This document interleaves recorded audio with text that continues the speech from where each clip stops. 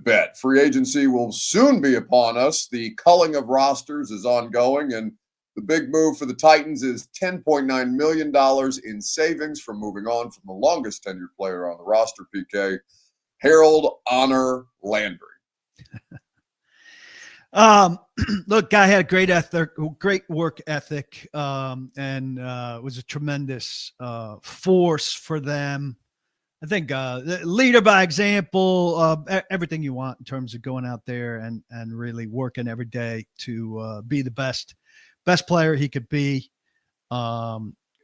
Finely tuned athlete, very aware of his body and what he could do.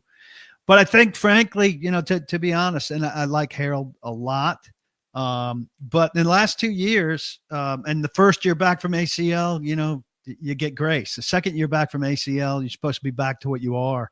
And if last year is what he is, certainly not worth the $17.5 million base salary. And that's what this move says. I think he had nine and a half sacks last year. I remember reviewing them late in the season, talking to people about them. Was really one where he flat out beat a guy and made a move. Not that those other sacks don't count, and everybody accumulates those too. But in terms of being the kind of pass rusher that he had been at his peak, he's a far cry from that, sadly, because he's not that old and he's not that advanced in years. But the Titans, with or without Harold Landry, needed to drastically revamp this pass rush.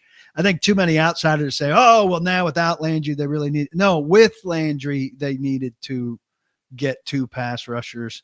And without Landry, they need to get 2 pass rushers. I think it'll be very draft-centric, whether it's Abdul Carter or not. I don't think there's a very good market in free agency. And, it's one of their primary places that needs attention. Everywhere needs attention. 3 places need particular attention: pass rusher, the right side of the offensive line, and I think wide receiver.